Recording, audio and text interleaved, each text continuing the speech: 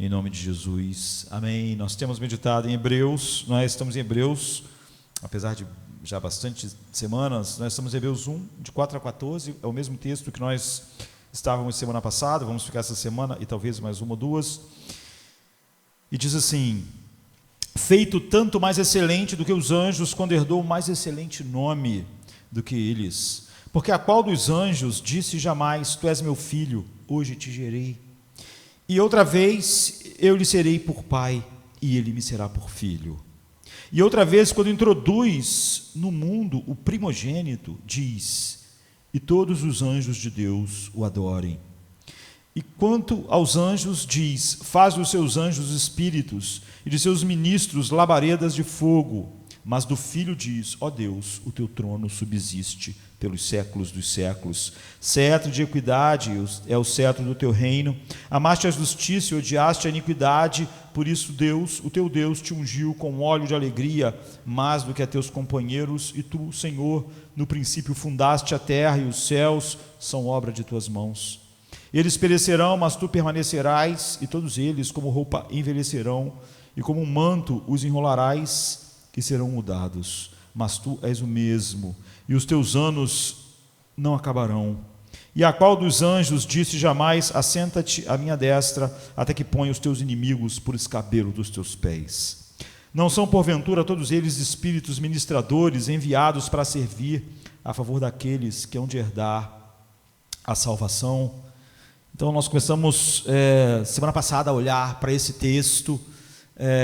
Hebreus é sobre a superioridade de Cristo sobre todas as coisas, escrito para um povo que estava sobre grande sofrimento, prisão, perdendo os bens, sendo torturados, e estava chegando martírio. E o que eles precisavam ao receberem essa carta? Precisavam de uma visão gloriosa, grandiosa de Cristo. Havia pessoas que, diante de tanta perseguição, estavam com joelhos vacilantes, e essa é a razão pelo que foi escrita essa carta. Como Apocalipse, por exemplo, é escrito para um povo que está sobre a mesma circunstância, e o que eles precisavam? De uma revelação de Jesus Cristo, que é o Apocalipse. Então, nós vimos na semana passada como nós, por causa da influência da arte, ficamos com uma visão aquém daquilo que os anjos realmente são, e gastamos um tempo olhando a respeito disso. E ao comparar Cristo com todas as coisas e mostrar Ele é superior, ao começar a revelação de tudo que Deus é em Cristo, ele começa a fazer essa comparação, e vai fazer durante todo o livro de Hebreus, e ele começou pelos anjos. Isso pode parecer estranho, foi sobre isso que nós meditamos, porque isso era importante. Então, havia uma pressão dupla sobre os judeus, a pressão do Império Romano e a pressão dos judeus, do judaísmo, e eles se viam sem a sua comunidade, sem o acolhimento da sua comunidade, e ao mesmo tempo eles viam uma perseguição enorme vindo do Império Romano. Eles estão nas cercanias de Roma, e a grande perseguição está eclodindo, e nós então começamos a ver e gastamos bastante tempo olhando para a visão bíblica dos anjos. O que a Bíblia ensina sobre os anjos? Depois nós vimos a visão que os judeus daquela época, daqueles dias, tinham sobre os anjos. E vimos que eles, é óbvio, tinham construído uma certa mitologia sobre isso. Isso atingiu mesmo a igreja em seu início, e chegamos, depois de vermos a importância disso, ao tema em si, porque ele, na verdade, com o versículo diz o que é que ele vai falar, e o resto do que nós lemos é apenas o sermão. Ele dá o texto e depois ele dá o sermão. Era uma tentação enorme rebaixar Cristo. Como é uma tentação enorme, e nós vimos isso, rebaixar Cristo na nossa cultura. A nossa cultura aceita Cristo se Cristo for rebaixado. Naqueles dias, se eles colocassem Cristo como um anjo, mesmo que fosse o maior de todos os anjos, então eles poderiam ter acolhida dos judeus. O Império Romano não estava perseguindo os judeus, tinha dado uma maneira mais fácil de conduzir a vida naqueles dias. E como nossa cultura diz hoje para nós, se nós colocarmos Cristo como mestre, como alguém que vai ser o catalisador da transformação social da nossa sociedade, e vai fazer a gente fazer bem ao próximo, e vai fazer a gente ajudar os necessitados, as pessoas dizem, esse Jesus está ótimo, nós aceitamos ele. Então você vê que, e a gente viu isso, e gastamos tempo nisso, que a mesma tentação deles é a nossa, diminuir Cristo. Se você colocar Cristo abaixo do que ele é aceitável. Naqueles dias, e a primeira coisa que ele vai comparar, depois ele vai comparar tudo, é os anjos. Se eles rebaixassem Jesus a esse nível, era aceitável. Mas se eles mantivessem Cristo aonde ele está de fato, então eles teriam morte, perseguição, horror, iam perder os bens, iam ser perseguidos. Então havia essa grande tentação, e é por isso que ele começa exatamente falando a respeito da superioridade de Cristo sobre os anjos. E os anjos tinham sido o mediador da velha aliança, e Cristo era o mediador da nova aliança. Então agora se o escritor de Hebreus na sua carta deve apresentar Cristo como o mediador de uma aliança melhor, de uma aliança superior, ele terá que mostrar Cristo como superior aos anjos, a aliança que os anjos foram mediadores. E isso se torna todo o seu propósito do versículo 4 ao 14. Ele deve mostrar Cristo, o portador da nova aliança, uma nova aliança do Novo Testamento do seu sangue, um sacrifício melhor, o sacerdote superior, que quando nós somos levados pela fé a Ele, soberanamente pelo Pai, nós temos acesso completo, perfeito a Deus. Então Cristo deve ser superior e melhor que os anjos. Assim o escritor se propõe a fazer isso, e ele finalmente, depois de a gente estudar o que são os anjos, o que eram os anjos para os judeus, o que são os anjos na palavra de Deus, por que era importante o livro de Hebreus começar logo depois daquela abertura, onde mostra que Deus falou nos últimos dias perfeitamente e para sempre em seu Filho, mostrar essa superioridade. E ele quer fazer isso usando as Escrituras. Ele quer mostrar a prova da superioridade de Cristo sobre os anjos usando as passagens do Antigo Testamento, para que todos eles, judeus, e para que eles também tivessem como proclamar a verdade do Evangelho para outros judeus não convertidos, através das Escrituras. E se a gente e se ele tentasse simplesmente usar aquilo que os apóstolos disseram e a respeito de Cristo, aquelas pessoas daquela comunidade podiam questionar, mas o que as Escrituras dizem a respeito disso? Então ele tem esse cuidado, e eu disse que quando a gente tenta procurar as referências, ele vai usar 7 passagens do Velho Testamento. Quando a gente pega as referências, ele vai citar uma passagem sobre outra passagem. Há uma variação na citação, porque ele sempre usa Septuaginta, não é? A versão grega do Velho Testamento, que no século III a.C. foi traduzido para o grego, e havia uma grande comunidade judaica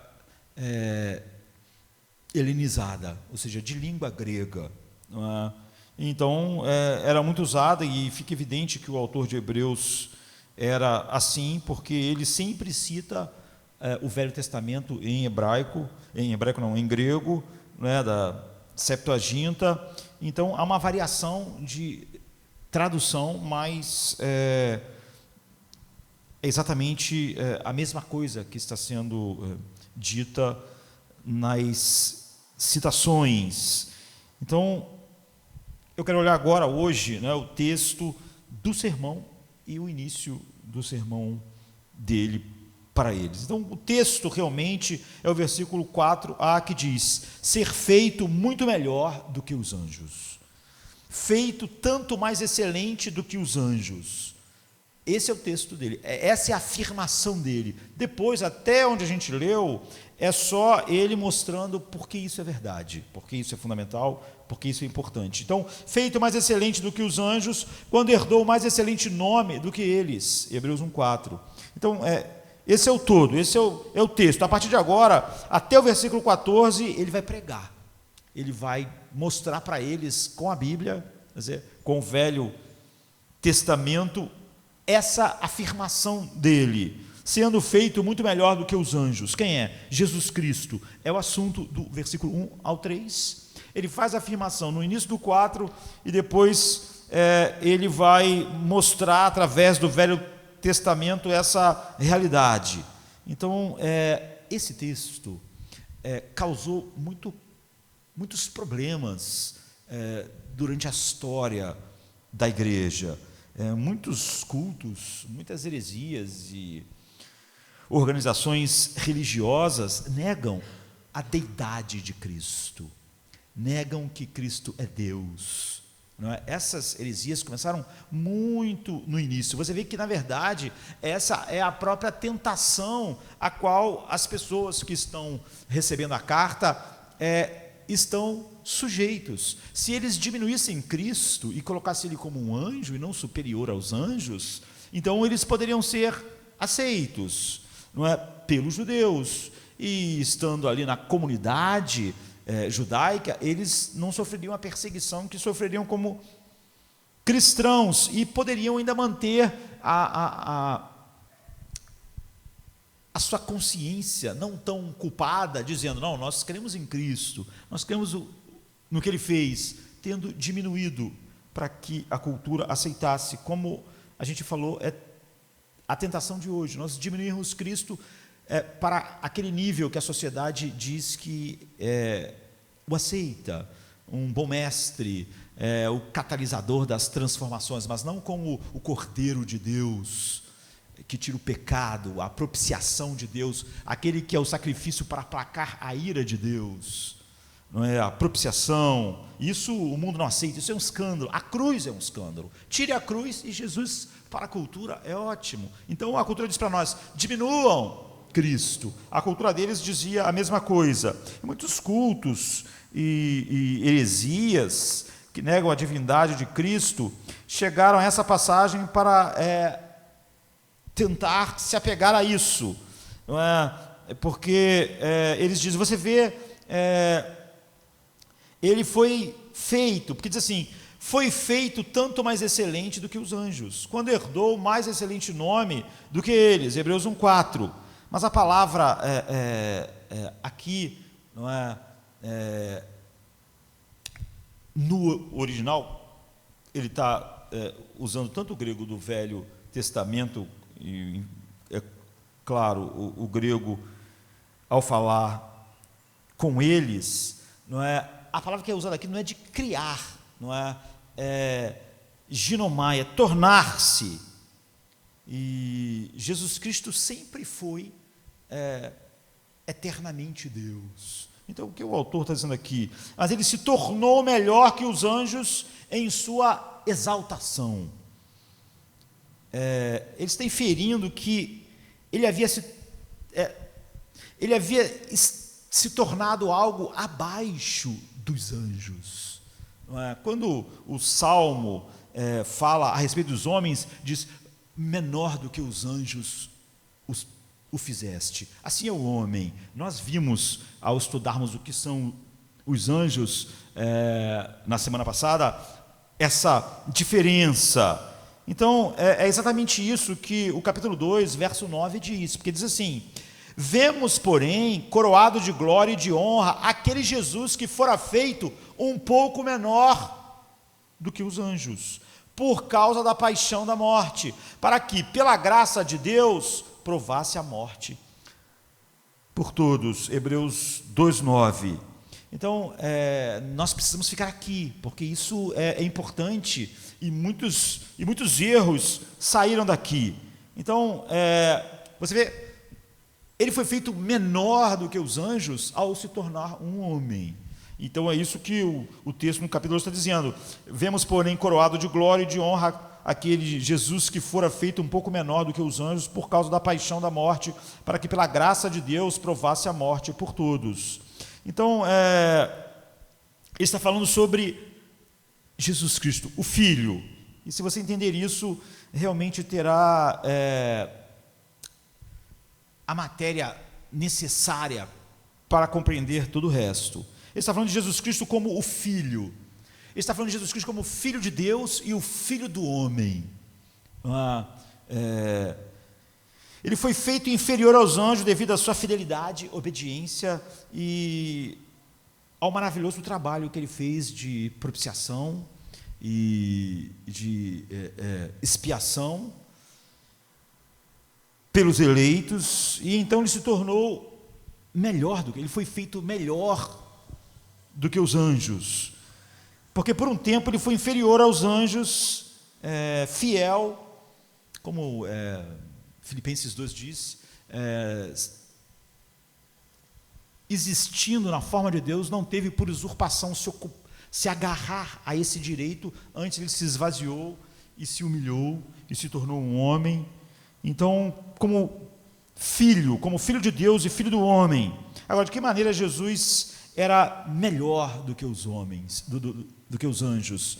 É isso que o autor está dizendo, é que seu título era melhor, sua adoração, sua natureza, sua eternidade e seu destino. Ele destaca vários pontos para mostrar isso, e esses são os pontos do sermão do Espírito Santo, nesse texto, através do escritor de Hebreus. Ele se torna muito melhor do que os anjos, ou tornando-se muito melhor do que os anjos. Primeiro de tudo, seu título era melhor. Versos 4 e 5, observe, sendo feito ou tornando-se muito melhor do que os anjos, pois ele, por herança, obteve um nome mais excelente que eles. Pois para qual dos anjos ele disse a qualquer momento, isto é, disse Deus, tu és o meu filho, hoje te gerei. E novamente, eu serei para ele um pai, e ele será para mim um filho.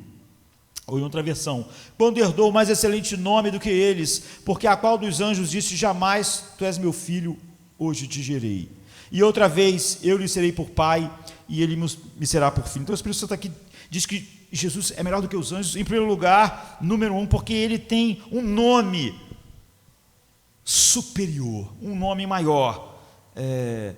Para nenhum anjo, ele está dizendo, Deus jamais disse, tu és meu filho, eu hoje te gerei. Para que anjo ele já disse isso? Nenhum. É o argumento do autor da carta. A resposta é que nenhum. A que anjo Deus disse, eu serei pai e tu será para mim filho? A resposta é nenhum anjo de Deus, jamais ouviu isso de Deus. Anjos são ministros de Deus, são mensageiros de Deus, são servos de Deus. Cristo é o filho. Você vê, os anjos são servos, Cristo é o filho. Essa é a primeira diferença que ele quer ressaltar, uma grande diferença lá. Ele teve um nome mais excelente do que eles. Ele diz, agora em nossa cultura a gente coloca nome, a gente tem um estoque de nomes que a gente vai buscando quando a gente tem filhos, e você nomeia o seu filho como quiser. Você acha bonito, você acha, ou então por causa de alguém da família, mas não representa para nós algo que diz respeito à própria criança, ao próprio filho, o nome. Então você pode dar um nome a ele que quiser e realmente não há nenhuma conexão entre a criança e o seu nome. Com o passar dos anos, às vezes, os apelidos carregam mais significado do que o nome. Não é? Então, geralmente a gente apelida alguém na história por alguma característica específica daquela pessoa. Não é? Coração valente, Ricardo Coração de Leão. Esses termos, eles carregam às vezes mais do que aquela pessoa do que o nome dela. Não é? Então, muitas vezes na palavra de Deus, Deus escolheu nomes específicos que têm a ver com o caráter, não é? Ou com algum aspecto da vida do indivíduo. E frequentemente o nome externo falava de uma realidade interna, expressava algo que realmente tinha a ver com o próprio ser. Então, assim, Cristo recebeu um nome, ele nos foi dado, Paulo diz, um nome que está acima de todo nome. Ou seja, como o nome carrega o caráter, o significado, Jesus está tão infinitamente acima de todas as coisas que o nome que ele recebe é acima de tudo, porque o nome expressa quem ele é. E aqui o autor diz, um nome melhor que os anjos. Anjos significa o quê? Significa servo, significa mensageiro. E o nome de Jesus é filho. Então há uma grande diferença entre ser filho e ser servo, ser filho e ser mensageiro, ser filho e ser o enviado simplesmente para fazer algo. Agora, para mostrar isso, ele cita duas passagens do Antigo Testamento. Ele diz assim, para qual anjo Deus já disse, tu és meu filho, hoje te gerei. Isso é o Salmo 2, verso 7.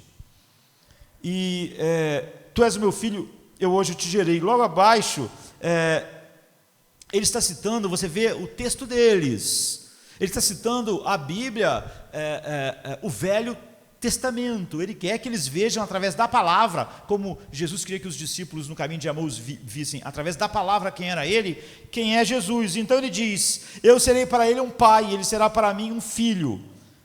Ou outra versão, e outra vez eu lhe serei por pai e ele me será por filho. Hebreus 1:5. E ele está citando agora 2 Samuel 7:14. Você se lembra da profecia ali em Samuel para Davi, que Davi teria um filho maior, teria um filho que reinaria, que sentaria no trono, não é? E o trono de Davi ia subsistir para sempre. E Deus diz, eu serei para ele um pai e ele será um filho. Agora, a que anjo foi chamado de filho? Nenhum. Nunca, jamais. Coletivamente, como são os cristãos, os anjos algumas vezes são chamados de filhos de Deus. Filhos de Deus no sentido em que Deus os criou, mas nenhum anjo é chamado de filho de Deus. Nem nós somos filhos de Deus. Nós somos filhos de Deus. Só Jesus é o Filho de Deus. É por isso que quando nós oramos, Pai nosso que estás nos céus. Nós somos filhos de Deus em Cristo. Os anjos, como criação de Deus, para servir, adorar, coletivamente, podem ser chamados, mas filho de Deus, só Jesus. Jesus diz assim, eu vou para o meu Pai e vosso Pai. Você vê, porque esse é o título dele. E então a nenhum anjo, o autor diz, ele diz, eu hoje te gerei, mas ele diz, eu tenho um filho, que tem um nome maior, que é exatamente como Paulo está dizendo lá em Filipenses 2, existindo eternamente na forma de Deus, não se apegou a esse direito e se humilhou e se tornou um homem. Então Deus diz, eu tenho um filho que tem um nome maior. Agora o Antigo Testamento prediz que um filho viria, que é o Salmo 2, verso 7. Tu és o meu filho, hoje te gerei. Há um filho vindo, diz 2 Samuel 7:14, predizendo isso. Assim veja, os anjos são excelentes criaturas. Nós gastamos aqui 1h20 só falando a respeito dos anjos na semana passada. Mas Cristo está infinitamente acima disso. Eles não teriam como manter nenhuma relação verdadeira com Deus se eles tivessem uma visão menor de Cristo, ainda que fosse para não serem mortos do que Ele é. Mas se Cristo tem um nome mais excelente, que o mais excelente, Ele sendo o mediador dessa aliança, tudo é infinitamente mais excelente. Ele tem um nome, uma posição inegociável, mesmo que isso custe a nossa vida, a vida deles. Se ele tem um nome mais excelente, que o mais excelente deve ser o nome mais excelente. E é isso que Deus está dizendo. Se o nome expressa quem alguém é, e se Jesus é a coisa mais excelente que existe, então o nome dele é sobre qualquer nome. E assim o escritor de Hebreus diz aos judeus, usando o próprio Antigo Testamento, Jesus Cristo é maior que os anjos, porque ele obteve um nome maior. Deus nunca chamou nenhum ser de filho, a não ser Ele. Segundo, Ele é maior por causa da sua adoração. Ele diz assim no versículo 7. Agora, a gente tem que prestar atenção como é fantástico, a gente deve dedicar um tempo aqui, andar devagar no livro de Hebreus, porque é fundamental para entendermos tudo. Mesmo que Jesus Cristo tenha se humilhado e se tornado um homem, filho de Deus, filho do homem, mesmo que ele tenha sido feito por um tempo inferior aos anjos, não é? Como o capítulo 2 vai dizer, os anjos devem adorá-lo, é o que o autor de Hebreus diz para ele, diz assim em Hebreus 1,6. E outra vez, quando introduz no mundo o primogênito, diz, e todos os anjos de Deus o adorem.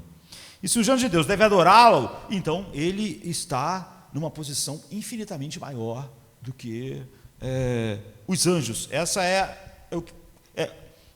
o que ele está estabelecendo. E se ele é maior, então a aliança que ele é mediador, já que nós vimos como os anjos foram mediadores da velha aliança, e como Paulo fala a respeito disso, como as cartas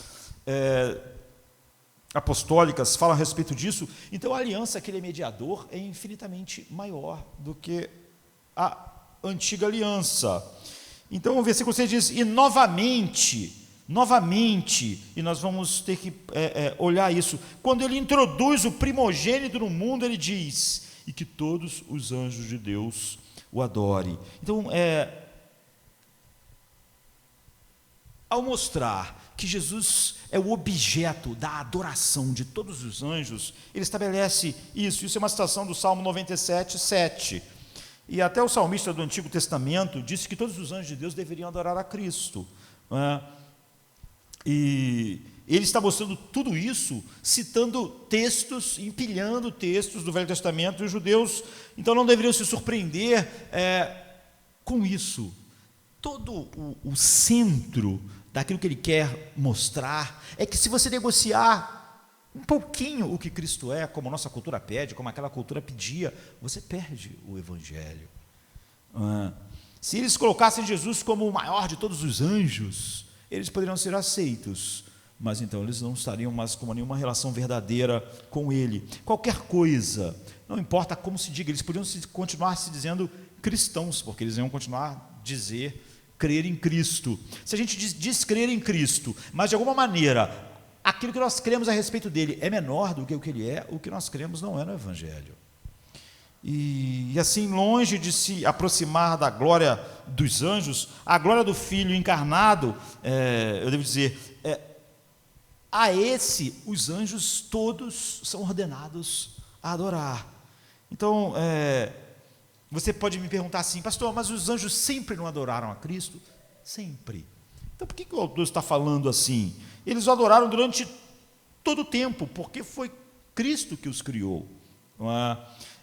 Então, eles adoraram em toda a sua existência antes da encarnação. Eles o adoraram como Deus, mas nunca, durante todo aquele tempo, como Filho de Deus e Filho do homem. Então agora eles devem adorá-lo como filho, entende? Como filho de Deus e filho do homem, em seu caráter encarnado, eles devem adorá-lo para sempre. Cristo é filho de Deus e filho do homem. Ele está tentando mostrar que esse filho que se tornou homem era superior aos anjos. Ele é o próprio Deus que os anjos sempre adoraram na eternidade. Foram criados por Deus e o adoraram assim. Você sabe que é um pecado absoluto. Viola todas as leis de Deus, adorar qualquer coisa que não seja Deus. E se Deus ordena, o autor está dizendo, que os anjos o adorem, vocês devem perceber que não há nenhuma relação entre ele e os anjos, a não ser a relação de Deus com suas criaturas. Ele deve ser necessariamente adorado agora, não apenas como o Deus de toda a eternidade, mas como o Filho de Deus e Filho do homem. Ele é Deus como Filho, em seu caráter encarnado, e ele deve ser adorado. E agora ele diz que quando ele introduz o primogênito, como eu disse, essa passagem várias vezes, em vários pontos, foi usada para distorções da verdade do Evangelho. Então ele diz assim, quando ele introduz o primogênito no mundo, ele diz, e que todos os anjos de Deus o adorem. Agora, é aqui que algumas dessas pessoas pularam e acharam que encontraram uma prova de que Jesus era um ser criado, porque diz, olha, ele introduz o primogênito, ele foi o primeiro, mas tudo isso flui da inversão daquilo que o autor de Hebreus está fazendo e da incompreensão da língua e do que ele está ensinando.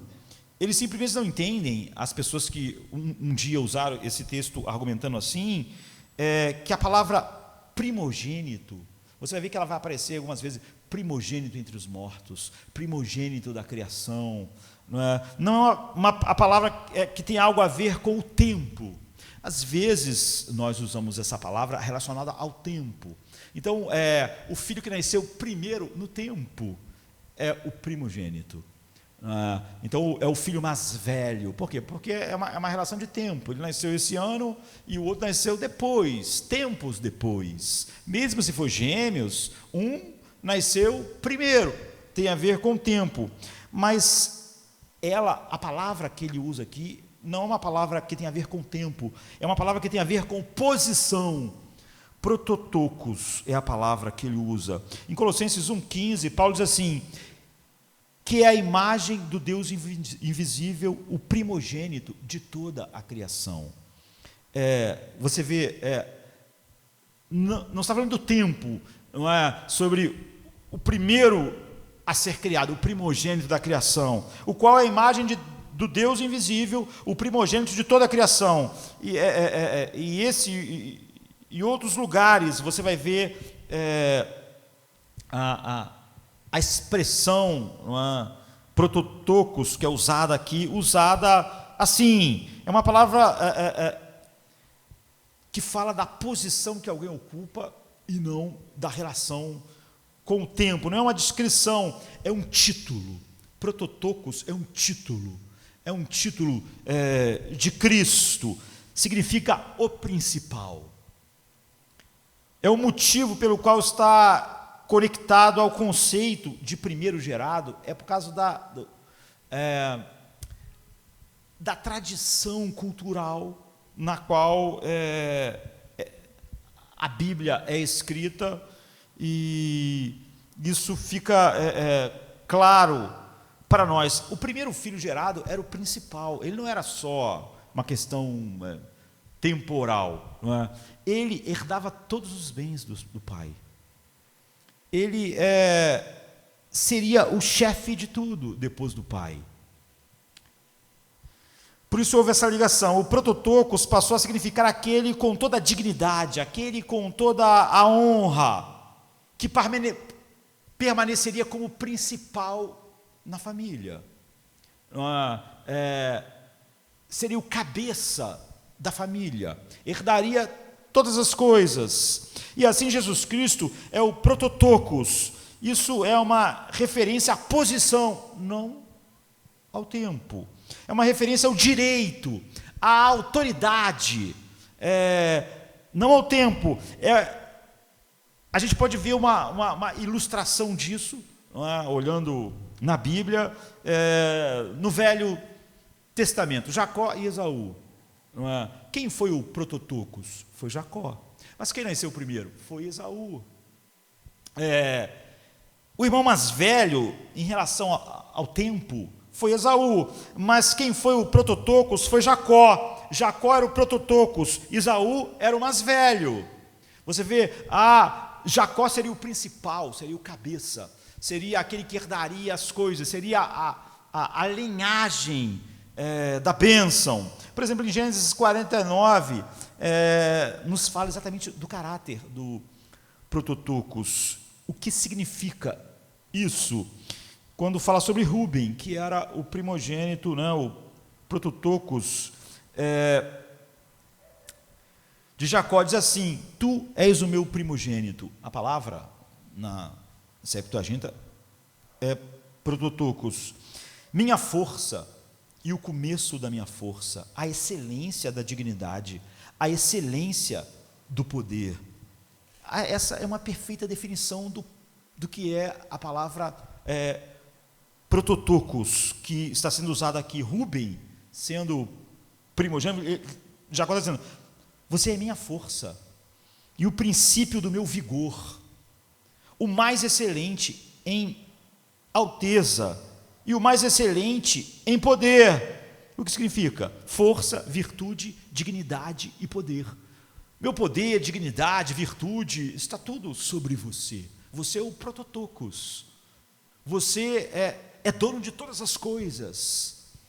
Então, é isso que significa. Não é uma palavra relacionada ao tempo, mas à posição, ao título. É uma palavra de direito. Rúben, então, teria o direito de governar, teria o direito de herdar todas as coisas. Ele era o representante que ia expressar tudo que Jacó era. Então, é uma palavra, prototokos, uma palavra de autoridade. E Jesus Cristo, então, é o prototokos no sentido de que ele tem o direito de governar. Tudo foi feito por ele, para ele, por causa dele. E como ele está sobre todas as coisas, ele é o prototokos da criação. Então, em Colossenses 1,18, diz o seguinte: o qual é a imagem do Deus invisível e o primogênio, o prototokos, de toda a criação. E diz: e ele é o cabeça da igreja, o corpo, quem é o princípio, o primogênito dentre os mortos. Então, ele é antes de todas as coisas, e todas as coisas subsistem por ele. E ele é a cabeça do corpo, da igreja. É o princípio e o primogênito dentre os mortos, para que em tudo tenha a preeminência.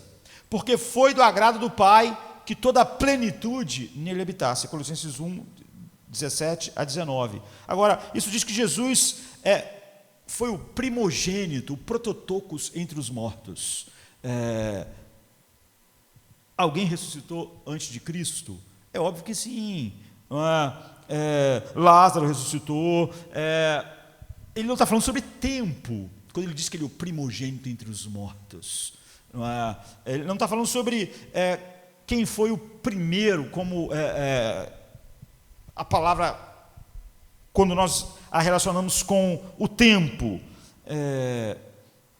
Houve então pessoas ressuscitando no Velho Testamento, houve as ressurreições que Jesus fez, houve ressurreição no momento em que Jesus morreu, mas aqui diz que Jesus é o primogênito dentre os mortos, o prototokos. O que isso significa? Que ele é o cabeça de todos os que haviam sido criados. Por isso ele é o prototokos da criação. E ele isso não significa tempo, como sendo o prototocos dentre os mortos, também não significa tempo. Significa que ele é o principal, ele é o digno de toda a honra, o mais alto, o mais poderoso, ele é o poder, ele é todo poderoso, que na ressurreição dentre os mortos, todos que ressuscitam, ressuscitam nele, recebem a vida dele, ele é o prototocos, ele é o poder, ele é a virtude, dentre todos os que vão ressuscitar, ele é a causa. Portanto, o título se refere à glória de Cristo, refere-se à dignidade, refere-se ao poder, é o título adequado àquele que é a razão de todas as coisas, a razão da ressurreição, a razão da criação, a razão de tudo que existe. Então, agora, se a gente observar a palavra, outra palavra aparece, que novamente ele introduz o Filho no mundo. E isso também é uma palavra que causou problemas a pessoas. E o que Deus está dizendo para nós aqui e para eles? Então, novamente, quando ele introduz o prototocos no mundo, ele diz que todos os anjos de Deus o adorem. Ou na versão que está aqui. E outra vez, quando introduz no mundo o primogênito, diz, e todos os anjos de Deus o adorem. Hebreus 1:6. Agora, o mundo aqui não é a palavra comum para mundo, não é? É a palavra para terra habitada, diferente de ser o cosmo, não é? O universo. Ele está falando sobre terra habitada. Quando ele traz o primogênito a entrar no mundo, na terra habitada dos homens. Então, mas algumas pessoas disseram, olha, veja isso, sobre a criação, quando Deus introduziu ele no universo, ele foi o primeiro, mas mais uma vez é porque, enfim, as pessoas não estão vendo as palavras, não é? E o que elas estão apontando, porque quando diz, ele introduz no mundo o primogênito, elas imaginaram que é o universo, e ele é o primeiro da criação. A gente viu o que prototocos quer dizer. Agora, quando introduz de novo, então, oikomene é a palavra que ele usa, e não cosmos, não a palavra para o universo, mas a palavra é para a terra habitada, a terra dos homens. E já está habitada. Você vê, ele não é o primeiro porque ele foi o primeiro a chegar. Ele não é o primeiro porque ele foi o primeiro no universo. É quando ele é introduzido na terra que os homens habitam, que os homens vivem. Não é? Por isso ele usa a palavra oikomene, e não a palavra cosmos, para universo, para mundo. E o primeiro gerado, o prototocos, o mais digno, o que tem um nome sobre todo nome, o que é o herdeiro de todas as coisas, o primogênito entre os mortos, o primogênito da criação, é introduzido na terra habitada, quando novamente ele introduz o primogênito no mundo. Ele diz, todos os anjos de Deus o adorem. Então o ponto é que ele traz o primogênito, não é? O prototocos, para a terra habitada, introduz novamente. O que ele está falando? Como eu disse, não é no cosmos, no universo inteiro, no universo criado, a primeira coisa no universo, é a terra habitada por homens. E o grego simplesmente diz que haverá um momento em que, de novo, ele introduzirá o seu filho na terra habitada pelos homens. E quando diz novamente o primogênito, você vê que cada uma dessas palavras foi de alguma maneira usada para sair daquilo que o autor de Hebreus está ensinando a eles, a superioridade divina de Cristo sobre os anjos, e por isso a sua superioridade infinita da sua aliança, da aliança que ele é mediador. Aqui ele está falando sobre a segunda vinda de Cristo. Ele diz, e de novo, quando ele introduz o prototokos na terra habitada, não no cosmos, como a gente viu, tem que ser no futuro, não é? Ele estava mencionando passagens do Velho Testamento, agora ele está olhando para frente. Então, na segunda vinda, que a plenitude dessa profecia vai acontecer, e que todos os anjos de Deus o adorem. Então, os anjos, mesmo agora, ainda não compreendem todo o plano de Deus que o Pai fez em seu Filho. Eles estão crescendo nesse conhecimento, apesar de serem aquelas criaturas incríveis que nós vimos. Por exemplo, 1 Pedro 1,11 diz assim, indagando que tempo, em que ocasião de tempo, o Espírito de Cristo que estava neles quem? Nos profetas do Velho Testamento. O Espírito Santo, o Espírito de Cristo, estava falando a eles de Cristo, não é? Indagando que tempo, em que ocasião de tempo, o Espírito de Cristo que estava neles indicava, anteriormente testificando os sofrimentos que a Cristo haviam de vir, e a glória que se lhes havia de seguir, aos quais foi revelado que, não para si mesmos, mas para nós, eles ministravam essas coisas que agora vos foram anunciadas por aquele que, pelo Espírito Santo, enviado do céu, vos pregaram o Evangelho, para as quais coisas os anjos desejam compreender, estão atentos, estão aprendendo. Então, ele está dizendo que os profetas do Antigo Testamento, eles profetizaram, mas eles queriam entender, mas eles não conseguiam entender sobre o sofrimento do Messias, eles não conseguiam, eles falavam sobre a glória do Messias e ao mesmo tempo sobre o sofrimento do Messias.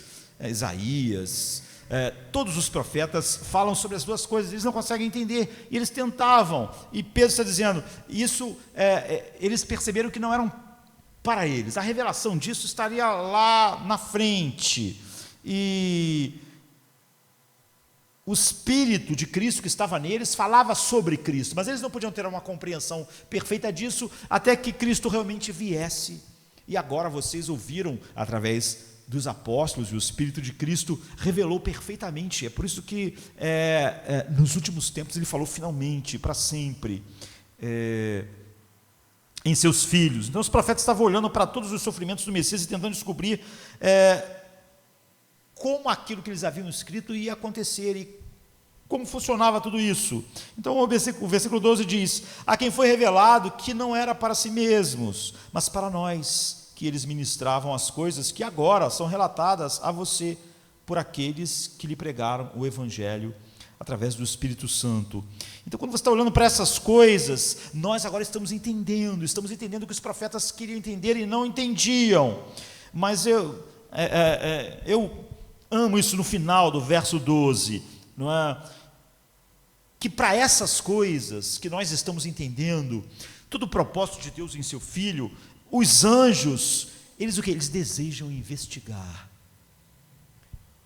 Pelo Espírito Santo enviado do céu, vos pregaram o Evangelho, para os quais coisas os anjos desejam investigar, desejam prestar atenção, desejam compreender, desejam crescer. Ou seja, eles não entenderam tudo.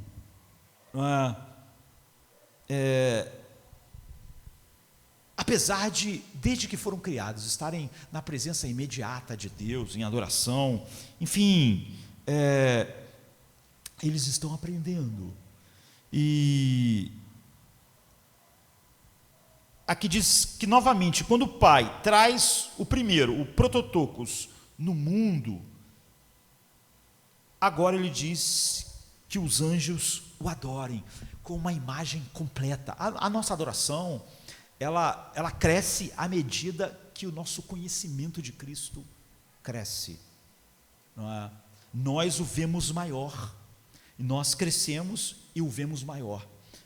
Quando nós começamos a estudar Hebreus, nem sei quanto tempo atrás, nós usamos aquela figura que C.S. Lewis usou, que Aslan diz para Lucy: eu não cresci, porque ela disse, você está maior. Eu não cresci, você cresceu, e quanto mais você crescer, você vai me ver maior. Essa é a verdade sobre os homens e é a verdade sobre os anjos. Eles estão atentos, eles estão aprendendo sobre tudo que Cristo é, sobre todo o plano do Pai. E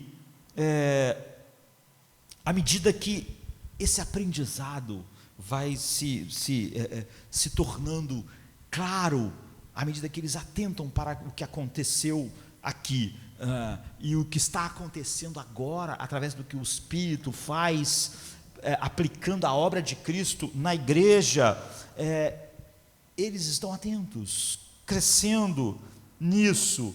E como eles reagem? E como eles vão reagir? Eles reagem em uma adoração mais profunda, porque eles estão vendo cada vez Cristo maior. Não é? Eles, nesse sentido, crescem em conhecimento, e vão crescer eternamente em conhecimento, como nós. Mas agora, isso é incrível. Como os anjos vão reagir quando o Pai introduzir de novo o Filho na terra dos homens. A gente pode ver, por exemplo, em Apocalipse 5, eu vou mostrar, nós temos imagens claras, assim, por exemplo, Apocalipse 5:11, e olhei e ouvi a voz de muitos anjos ao redor do trono, e dos animais, e dos anciãos, e era o número deles milhões de milhões e milhares de milhares. A gente viu isso na semana passada. Sempre que a Bíblia fala isso, milhões de milhões, de milhares, não está falando sobre um número, está falando sobre um número que não dá para se contar, não é? Um número imenso, não é? Como nós vimos, eu lembro que eu até disse, se alguém perguntou, mas quantos anjos existem? Existe uma quantidade imensa, não é? Maior do que a quantidade de homens, mas quantos? O necessário. Não é? Eles não crescem em número, nem diminuem. Exatamente, eu lembro até que eu disse, não existe nenhum anjo vadio, não existe nenhum anjo nesses milhões, de milhares, nenhum anjo sem um propósito. Cada um deles foi criado para um propósito e estão exatamente fazendo aquilo. E aqui diz, e olhei e ouvi a voz de anjos ao redor do trono, e dos animais, e dos anciãos, e era o número deles milhões e milhares de milhares. E continua assim, que com grande voz diziam, digno é o Cordeiro que foi morto, de receber o poder, a riqueza. Eles estão maravilhados com a finalização desse plano do Pai em Cristo, que eles foram aprendendo, que com grande voz diziam, digno é o Cordeiro que foi morto de receber o poder e riqueza e sabedoria e força e honra e glória e ações de graças. E ouvi a toda a criatura que está no céu e na terra e debaixo da terra e que está no mar e todas as coisas que neles há dizer, ao que está assentado sobre o trono e ao Cordeiro sejam dadas ações de graças e honra e glória e poder para todo sempre. Está vendo? Aqui está a adoração angelical mais profunda. Por quê? Porque está começando o seu movimento de voltar à terra para terminar, finalmente, concretizar tudo isso que o Pai planejou para a glória do Filho na igreja. Então, no capítulo 5, ele vai para o trono. No versículo 1, o Pai está lá com o pergaminho. E diz assim, e vi na destra do que está sentado sobre o trono um livro escrito por dentro e por fora, selado com 7 selos. E vi um anjo forte bradando com grande voz, quem é digno de abrir o livro e desatar os seus selos? E todos estão dizendo, onde está alguém que possa abrir o livro da história, sobre quem é tudo, quem tem todo o poder, quem é o prototocos de tudo, não é? Como nós estávamos vendo. E aí diz que João estava chorando muito, porque não havia ninguém que pudesse pegar o pergaminho. E de repente um dos anciãos disse, não chore, João, aqui está ele, o leão da tribo de Judá. E Jesus, o cordeiro, pega o pergaminho e quando ele desenrola, começa o julgamento de Deus. A ira infinita de Deus vai ser derramada. Começa o desenrolar final do propósito de Deus. E tudo fica claro. Todo o plano de Deus que os anjos estão acompanhando fica claro para eles. É o ponto em que milhões e milhões de milhares de anjos explodem nessa adoração digna ao Cordeiro. Você vê, eles adoram Cristo como Deus desde que foram criados, não é? Mas Jesus como leão da tribo de Judá, como filho de Deus, como filho do homem, a concretização do plano eterno do Pai, não é? A perfeição da percepção dele como prototocos de todas as coisas, vem aqui. Então diz no versículo 13: e ouvi a toda criatura que está no céu e na terra, e debaixo da terra, e que está no mar, e todas as coisas que neles há, dizer: ao que está sentado sobre o trono e ao Cordeiro sejam dadas ações de graças, e honra, e glória, e poder para todo sempre. E os 4 animais diziam amém, e os 24 anciãos prostraram-se e adoraram ao que vive para todo sempre. Apocalipse 5, 13 e 14. Você vê, essa é a segunda vinda. É isso que ele está dizendo. Quando ele introduz o primogênito, o prototocos, de novo, na terra habitada, né? Não está falando sobre o passado, o cosmos. Ele está falando sobre terra habitada. É assim que você vê a segunda vinda de Cristo, quando ela é revelada a plena glória de tudo que o Filho é como prototocos de todas as coisas. Tudo aquilo que o Pai queria mostrar na sua glória infinita em seu Filho. Naquele dia, os anjos adoram Cristo na percepção final de tudo aquilo que o Pai projetou, decretou para mostrar as excelências de Cristo, que só são vistas através da cruz, da redenção. E até os anjos verão tudo isso quando virem o Rei dos Reis, o Senhor dos Senhores, como o Filho de Deus e o Filho dos homens, e o adorarão de uma maneira mais profunda, na revelação final de tudo o que ele é. Então, porque Deus ordena que os anjos o adorem? E é sobre isso que o autor de Hebreus levou aquelas pessoas a enxergarem. E o que esse texto, e nós vamos continuar olhando esse texto ainda, como eu disse, uma semana ou duas, é que não misturem Cristo com nada. Primeiro nós vimos a grandiosidade que os anjos são, quão poderosos, quão grandiosos. Eu lembro que até citei um texto de C.S. Lewis que criticava que a nossa visão dos anjos era muito menor do que por causa da arte, não é? Lá no gótico, depois no clássico, foi nos dando ideias falsas dos anjos.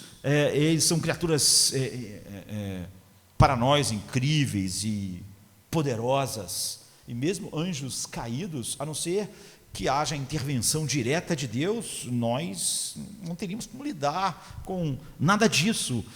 Nós vimos um anjo destruir um exército inteiro de Davi, um anjo só. Ao nos mostrar quão grande são esses bilhões e bilhões de criaturas viventes, anjos, querubins, serafins, a gente viu como tudo isso é organizado, potestades, principados, soberanias.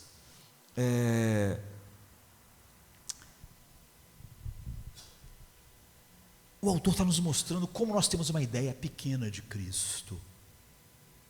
Todo o céu cada vez está mais maravilhado com a sua grandeza infinita, enquanto nós achamos que ele sequer é suficiente às vezes para a nossa paz, para o nosso descanso. É algo é algo tão distorcido. Aquelas pessoas corriam o risco de diminuir um pouco Cristo para não morrer, mas ele está dizendo, não façam isso, não é? A grandiosidade dele, cada vez sendo revelada no céu, está espantando os anjos. Esses seres poderosos estão maravilhados. Não misturem Cristo com nada, não rebaixem para se livrarem da morte, da perseguição, de qualquer coisa. Vejam a grandiosidade dele. Nós devemos orar ao Pai, estando impressionados por essa verdade, e dizer que, ao vermos a tremenda pessoa de Cristo exaltada nos céus, no mais altos céus, como os anjos se tapam diante da sua grandiosidade, esses seres que,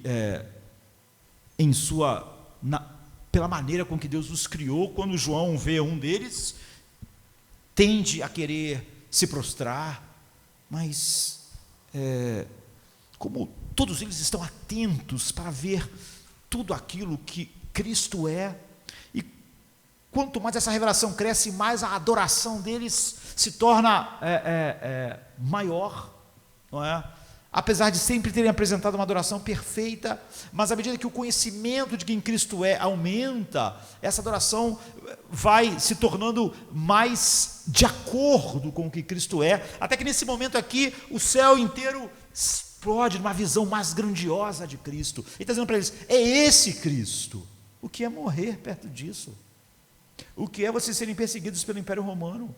Ou desprezado pelos judeus? Se vocês tivessem uma visão de Cristo, isso para vocês não seria um problema. Então, nós devemos ter nosso coração capturado por uma alegria de uma visão de Cristo e confessarmos como nós temos tido uma visão menor de Cristo e como isso nos afasta da verdade de Deus totalmente. Nós não entendemos os mistérios da divindade, nós nos maravilhamos até com a grandiosidade do poder que Deus investiu seus anjos, e nós ainda como pecadores, ainda assim é o próprio Deus que se levanta do trono e se torna um homem para sempre, e os anjos agora adoram para sempre aquele que adoravam desde que foram criados, mas adoravam na sua deidade, mas agora adoram como filho de Deus e filho do homem. E ao pagar a nossa penalidade, essa imensidão infinita de Cristo, ela esgotou totalmente o nosso inferno, não é? Coisa que nunca nós esgotaríamos, por isso o inferno é eterno, não é? O crime é infinito e não pode ser pago por nós. Ao vermos a grandiosidade de Cristo e a obra que Ele fez, nós devemos ter esse tipo de alegria, esse tipo de esplendor. É por isso que quanto mais nós crescemos, mais nós vemos Cristo maior. E é por isso que essas pessoas aqui precisavam ver a grandeza de Cristo, a superioridade de Cristo. Eles que caíram até num desvio de culto a anjos, se eles vissem a grandiosidade de Cristo, eles não teriam dificuldade de lidar com a dor, sofrimento, morte. E a gente então se volta para o Pai, como a gente vê Jesus elevado e exaltado essa noite, e nós queremos nos unir ao louvor do céu, a visão da grandiosidade de que Ele é, e adorar de fato Cristo nessa proporção que vai crescendo em nós, a visão da sua imensidão, da perfeição do seu sacrifício, e nos inclinar diante dos seus pés, aquilo pelo qual nós fomos feitos, é onde nós encontramos descanso. É por isso que nós não assistimos cultos, nós prestamos cultos. E é por isso que nós nos juntamos aos outros, é por isso que nós somos chamados a isso. Todas as visões da adoração no céu são corporativas. Não que na eternidade nós não vamos ter a vida, mas você vê que a adoração como expressão final sempre é mostrada assim, esses milhões de milhões de milhões, todos juntos, unidos na contemplação dessa beleza. Então a gente deve orar a Deus que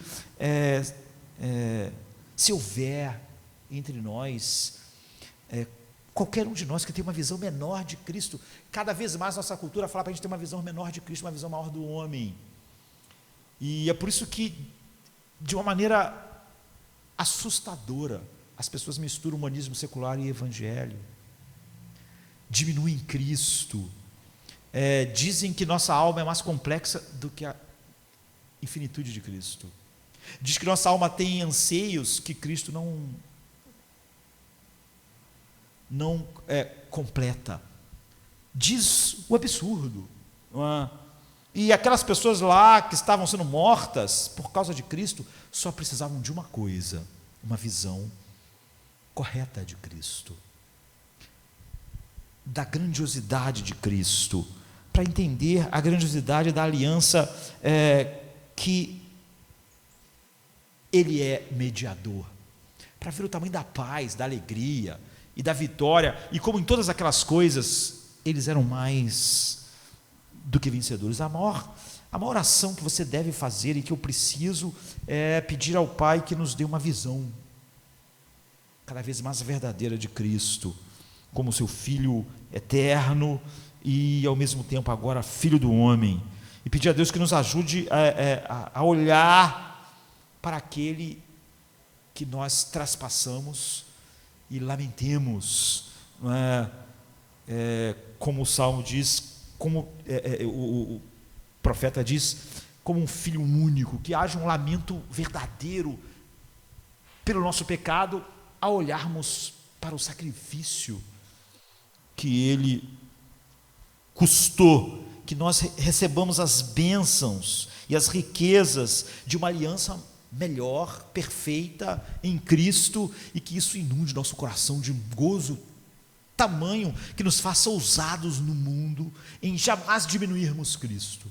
Quero que aquelas pessoas lá, diante da morte, da perseguição, da dor, precisavam ter, em vez de acomodar Jesus um pouco mais abaixo, para não sofrerem, ou para serem aceitos entre os judeus, ou para não sofrerem através do Império Romano, o que eles precisavam era da alegria de sair após Cristo e levar o seu vitupério no mundo. Então aqui foi só o início do sermão dele a respeito da superioridade de Cristo. Ele vai continuar mostrando em outros textos como ele é superior aos anjos, até ele acabar essa primeira afirmação dele. E depois ele vai mostrar como Jesus é superior a todas as coisas. E é isso que nós vamos ver na nossa viagem aqui no livro de Hebreus. Cada vez Cristo maior, cada vez nossos corações mais alargados pela beleza infinita dele. Isso nos muda, nos faz capazes de vivermos uma vida que o honre nesse mundo. Vamos ficar de pé. Pai, há tanto para nós vermos sobre o Teu Filho. Nós queremos, Senhor Pai, Deus, quando lemos que os anjos atentam para todas essas coisas, e à medida que eles aprendem, Senhor Pai, eles podem ver, Senhor Pai, a imensidão de Cristo, sua infinitude. Come to